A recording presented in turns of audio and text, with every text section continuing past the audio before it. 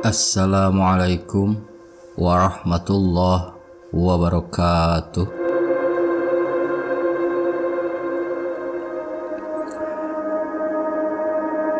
Pertemuan kali ini kita akan membahas atau mengkaji sebuah bahasan tentang teknologi. Teknologi dalam perspektif Islam.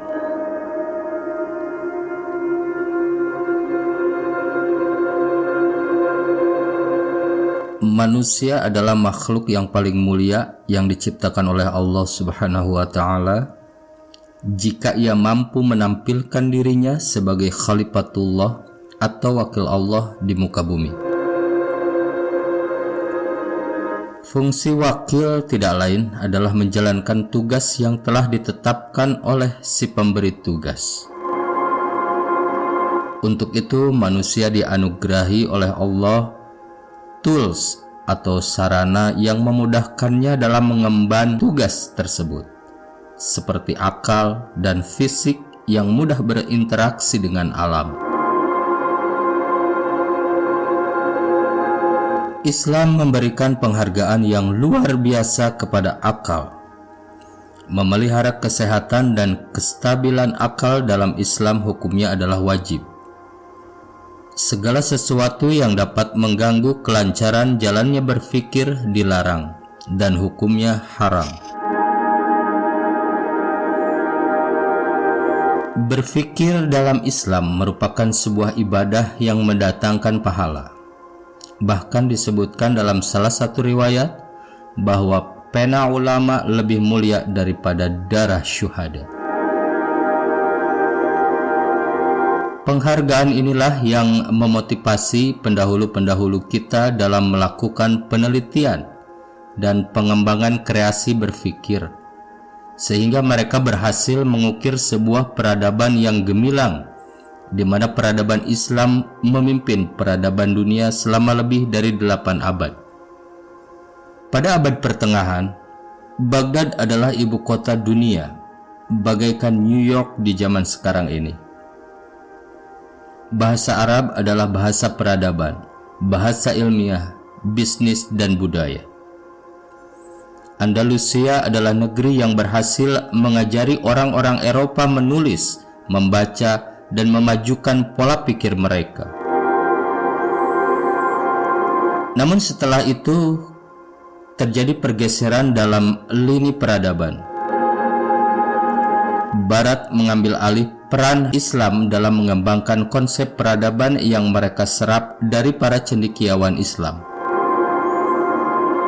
Tapi peradaban yang baru ini jauh berbeda dari yang sebelumnya, di mana ia bertumpu pada beberapa prinsip, antara lain konsep Tuhan yang kabur, bahkan lebih tepat disebut ateisme, materialisme, sekularisme, kompetisi, dan aroganisme.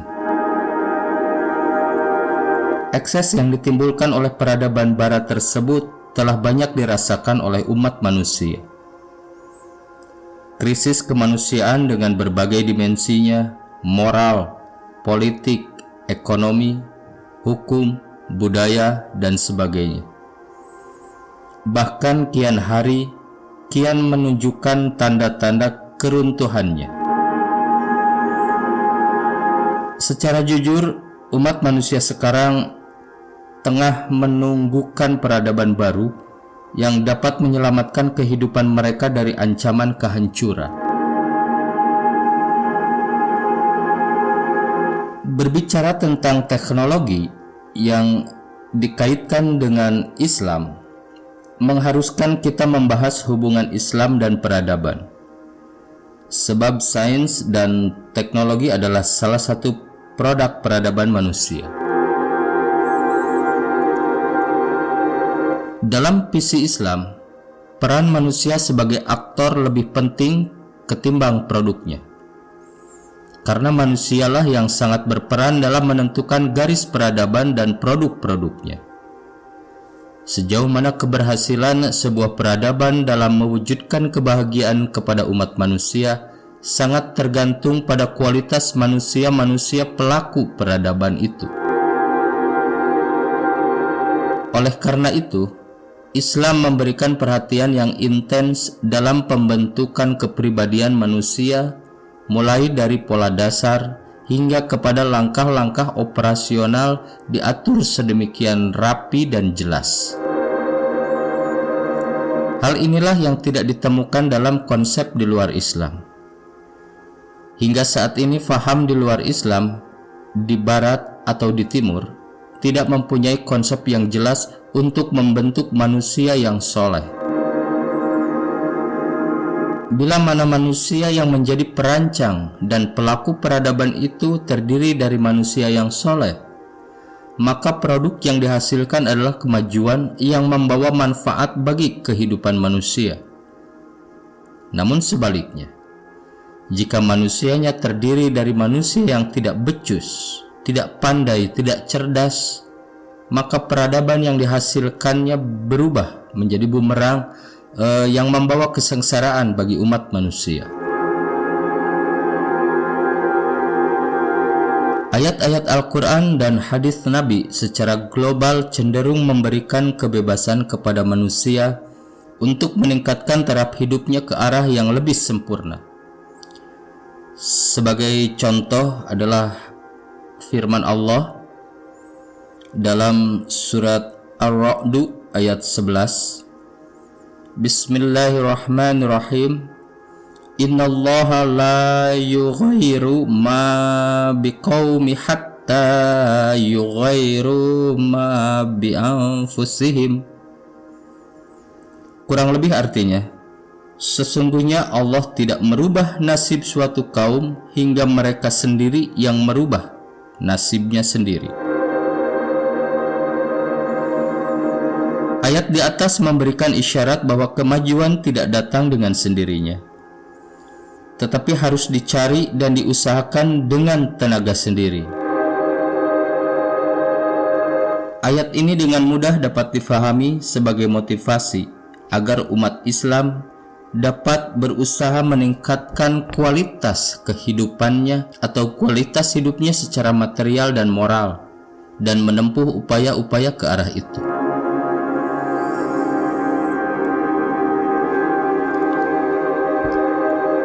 Di ayat lain Allah berfirman dalam surah Al-Jathiyah ayat 13 kurang lebih begini. Dan Dia menundukkan untuk kamu semua yang ada di langit dan di bumi. Ayat ini menerangkan bahwa bumi dengan segala isinya telah ditundukkan Allah untuk manusia. Terserah kepada manusia apa yang dilakukannya terhadap alam ini. Tapi setiap kebijakan manusia pasti ada pertanggungjawabannya di depan Yang Maha Kuasa. Namun demikian, Islam memberikan rambu-rambu tentang fungsinya diciptakan manusia yang dapat disimpulkan dalam 3 kategori. Yang pertama, ibadatullah, mengabdikan dirinya kepada Allah. Kemudian yang kedua, khilafatullah, menjadi wakil Allah yang akan menerapkan ketentuan-ketentuannya. Dan yang ketiga, imaratul ard, atau membangun bumi.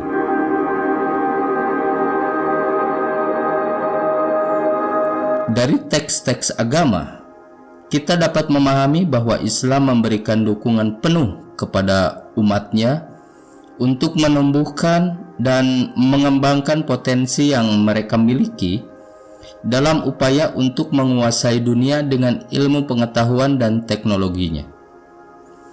Karena bekerja dalam pandangan Islam selama itu mendatangkan manfaat adalah ibadah.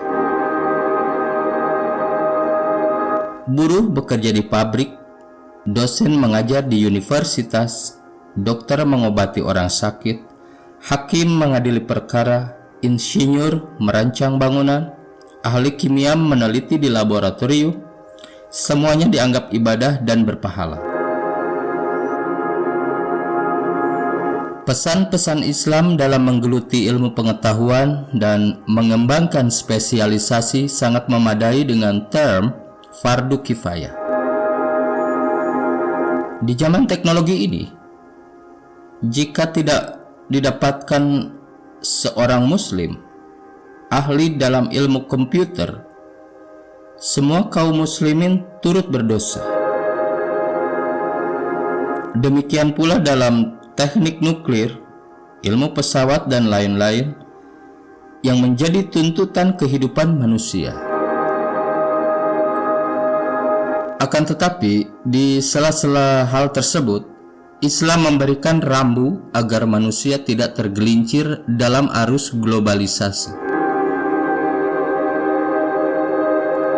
Teknologi yang mereka kembangkan tidak lebih dari sekedar sarana untuk mencapai tujuan yang lebih tinggi, yaitu menghambakan diri kepada Allah Subhanahu wa Ta'ala. Sarana jangan sampai berubah posisi menjadi tujuan. Jadi, jika teknologi dan produk peradaban lainnya berubah menjadi tujuan, maka saat itu terjadi penyimpangan. Benda atau materi akan dipertuhan dan hawa nafsu akan menguasai diri manusia.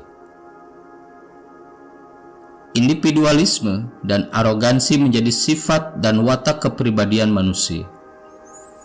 Nilai-nilai moral menjadi rapuh dan terancam kehancuran. Pada saat ini, sinyal-sinyal kehancuran sudah mulai menyala. Inilah yang dialami oleh bangsa-bangsa di barat dan di timur yang telah meninggalkan nilai-nilai agama dalam pembangunannya.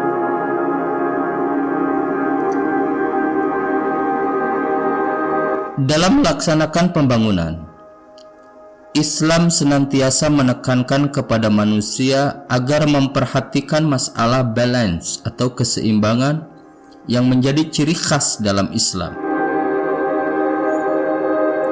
Keseimbangan dituntut dalam semua dimensi, antara ilmu dan iman, antara duniawi dan ukhrawi, antara ketuhanan atau rabbaniyah dan kemanusiaan, antara wahyu dan akal, antara ruh, spiritual dan materi, antara individu dan masyarakat, antara idealisme dan realita, antara tanggung jawab dan kebebasan, antara kepatuhan dan kreativitas, antara kewajiban dan hak, antara kontinuitas dan fluktuatif, antara gengsi dan toleransi, dan seterusnya dan seterusnya.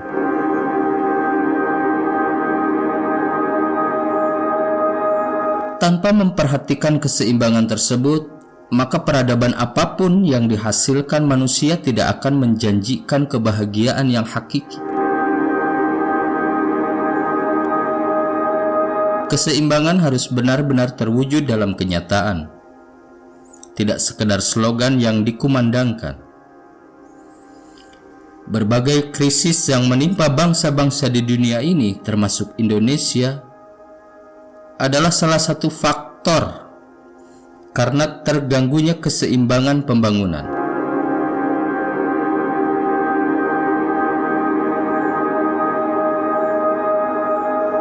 Pembangunan yang kita wujudkan terkonsentrasi pada pembangunan fisik dan materi, sementara mentalitas dan moralitas kita sangat jauh tertinggal dan bahkan dianggap sebagai penghalang kemajuan. Keadaan yang sama juga dirasakan oleh dunia barat, kendati pun eksesnya belum terlalu kelihatan bagi sebagian orang, tapi ujungnya sama seperti yang kita alami, bahkan jauh lebih parah. Krisis yang kita alami terasa lebih cepat mendahului yang lain karena fundamental kita jauh lebih rapuh dari negara-negara lain, seperti rapuhnya fundamental ekonomi dan kekuasaan yang tidak terbatas. Mudah-mudahan krisis yang ada menjadi pelajaran yang sangat berarti dalam men-setting kehidupan masa mendatang. Wallahu a'lam bishawab. Billahi taufik wal hidayah. Wassalamualaikum warahmatullahi wabarakatuh.